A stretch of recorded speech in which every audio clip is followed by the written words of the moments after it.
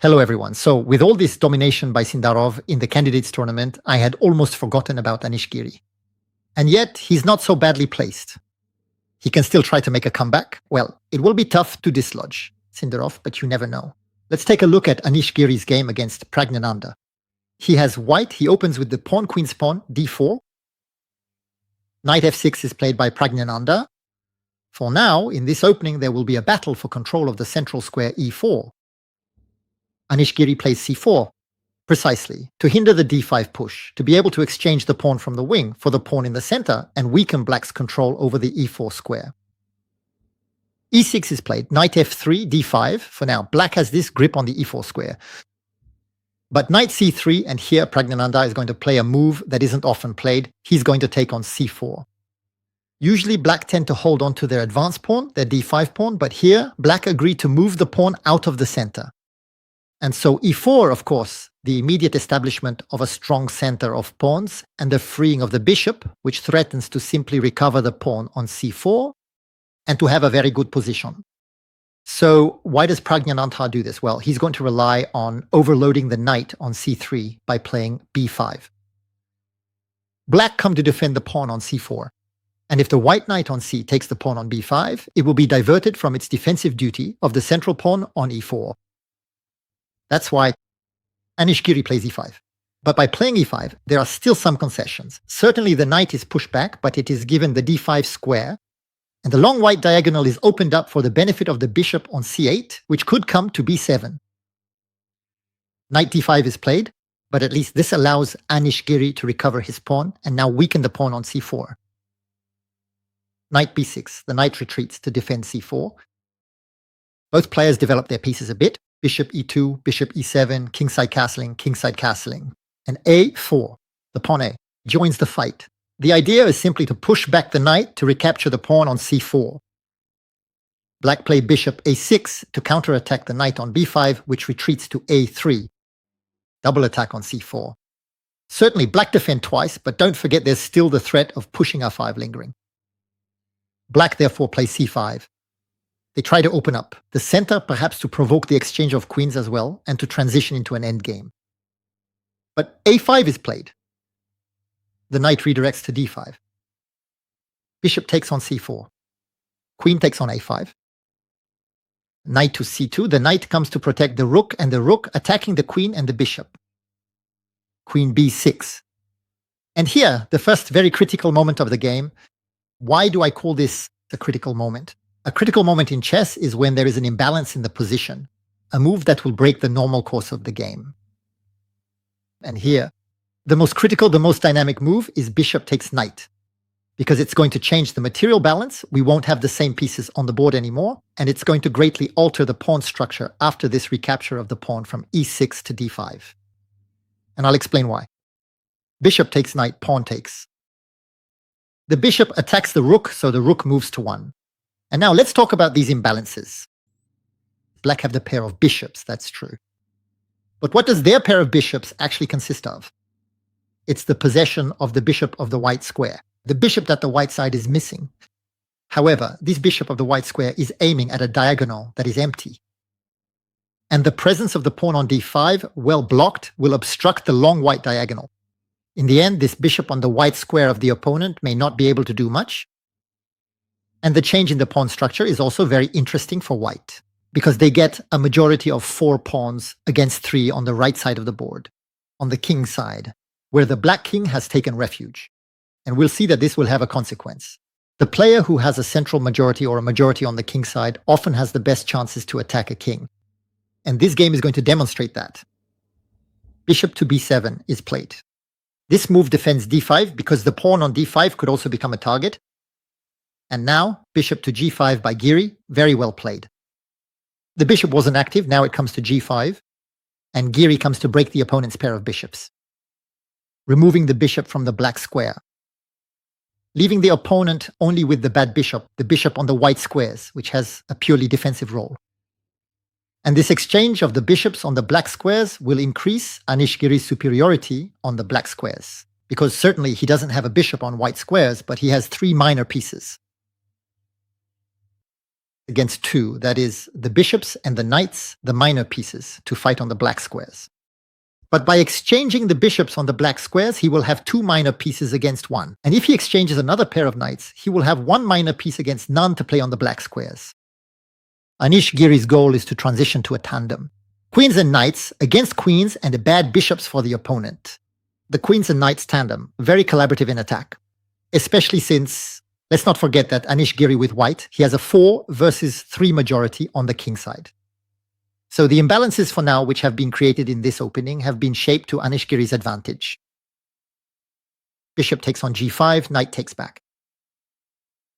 Praggnanandhaa pushes back the knight, but Anish Giri doesn't retreat right away. He exchanges on c5 first. That's important. It's for the d4 square, to free up the d4 square. Look, queen takes on c5, knight to f3. And Anish Giri's idea is to establish a knight on d4, a blocker for the passed pawn on d5, so that the bishop on b7 can't become active. And the knight on d4 will be able to support the attack against the king. Moreover, if the knight from f3 comes to d4, it frees up the f-pawn, which can also rush forward to break the opponent's fortress with pushes like e6 or f6. And actually, more likely f6 to break the black squares, defending the opponent's weak color. Here, a capture by a knight on c6, knight d4. The exchange of knight, exactly what Anish Giri wanted. As I told you earlier, he had 3 minor pieces against 2 to play on the black square.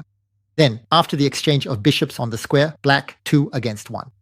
And now the exchange of knights leaves 1 minor piece against none. So the knight on d4 becomes almost unassailable. Blocker of the pawn on d5, which dooms the bishop on b7 to passivity. And this majority of 4 pawns against 3 to go after the black king. Black play, bishop to c8, they change diagonals. At least the bishop will come to control the f5 square so that the knight doesn't get too close, by the way. Queen to d2. Take a good look at the placement of the pieces on the black square, on the color where the white square bishop cannot reach. Rook to b8. Rook to c1. We attack the queen that comes to b6. b3, the knight protects. The knight is very, very strong in this position. Bishop d7. h3, a little escape square on a black square, and the pawn on h3 can take away the g4 cage from the bishop. That actually improves the position for white. Rook to c8 here. Anish Giri does not want to exchange the rooks. Rook c5, king h2. Why king to h2? The king steps out of line with the queen to free the pawn on f2 and be able to launch the pawn f2 into the attack. f4, f5, and maybe f6 to break through g7 and go win the pawn on h6. You see, that's how the attack could take shape. Since white have a central space advantage, they can sometimes also maneuver through the rook, sliding it along the third rank to join the attack on the king. But on h2, the king can sometimes also be exposed along this diagonal. We'll actually see this in the game. A 5 is played, f4. And here, black don't wait for f5, f6, which would be disastrous for them. They play f6. Rook e1, rook e8, rook e2, capture on e5, capture on e5, and white now they too have a passed pawn. Queen c7, the pin, I mentioned the king to you. Rook to a1, a 4, there's an exchange, pawn takes, bishop takes, and finally Anish Giri puts his king on h1 to avoid being in the sights of a queen along those 2 dark diagonals. Queen f7 is played, pawn e6. The difference is the pawn on d5, which is completely blocked, while the e-pawn manages to advance. Rank by rank, it dangerously approaches the position. And it cuts the black army in 2. Queen g6, rook f2. We also come to control the f-file. Why not play e7 and keep the threat of entering on f8 at some point? Rook c4, rook f4, h5, queen f2. You see this idea of e7 and rook f8, which is now taking shape, with the queen supporting. Bishop c2. The bishop will try to reposition itself on e4 to also put pressure on the white squares. e7. f4, rook f8, check. So of course, you must not take, otherwise the pawn recaptures with the queen, so the king will move aside. Rook takes rook, queen takes. And now, I'm going to invite you to look for something in the position. What would you play with white in this position? You can pause the video. So what would you play? We're close to Praggnanandhaa resigning. Here, Anish Giri is going to rook takes, bishop, But before I talk to you about this exchange sacrifice, you probably thought of queen f8. And you're right, it wins. But it doesn't win as easily as you might think. Obviously, black won't take, otherwise it would be queen. But black could bring their bishop back to defend, for example. After which, the winning move is then the knight. Knight to e6 threatens queen to g7 mate, really forcing the black queen to take and create a new queen. And if the black queen comes to f7 to try to defend everything, we'll play the promotion of the pawn to deflect the black queen and then try to checkmate on g7. So queen to f8, you're right, it wins. But everything is recaptured. Bishop, that's a very nice move. So obviously black take, but now that the light squared bishop is gone, the queen comes to f5 to attack the king. And the idea is to expose this king to forks on the unprotected rook. Look, for example, if the king comes to g8, we can play queen e6 or queen d5 to make a fork and win the rook for free. If the king comes to h6, we have queen e6, the fork as well. If the king comes to h8, then we have queen f8, and we're going to win the queen. And finally, if black play g6, again, the queen escapes, by the way, and we're going to win the queen. Not quite so quickly, actually, since the rook can come back to c8, but knight e6 threatens queen g7 mate. And if it's captured, we can recapture with the pawn and create a new queen. And if it's captured, we recapture with the knight with check, and we'll eventually win the e4 pawn. And the knight will also allow us to eliminate the last black pawns and win this endgame calmly by making new queens. So what did you think of Anish Giri's positional play? This imbalance with the exchange of the bishop for the knight. What do you think? Then he broke the pair of bishops with the exchange of the bishops on the black square. How did he manage to establish a centralized blocking knight? With this color play, this strength on the black square, making the bishop on the black square rather passive and playing on the king side, thanks to the pawn's majority. A beautiful positional game. Now let's look at the standings. And as you can see, Sindarov has 6.5 points. So it will be very, very hard to catch up to him. I think this candidates tournament is now almost secured for him. He is 2 points ahead of his two pursuers, Caruana and Anish Giri, who are there with 4.5 points. The other players are much further behind. For the girls, it's a completely different story. In the candidates tournament, you can see that there isn't just one player in the lead. There are 5. 5 players are tied at 4.5 points after 8 rounds. It's very, very close. And I really wonder who will win. Well, there you go. I hope you enjoyed this video. Don't hesitate to leave me likes and comments. I read them all. Share and support the channel.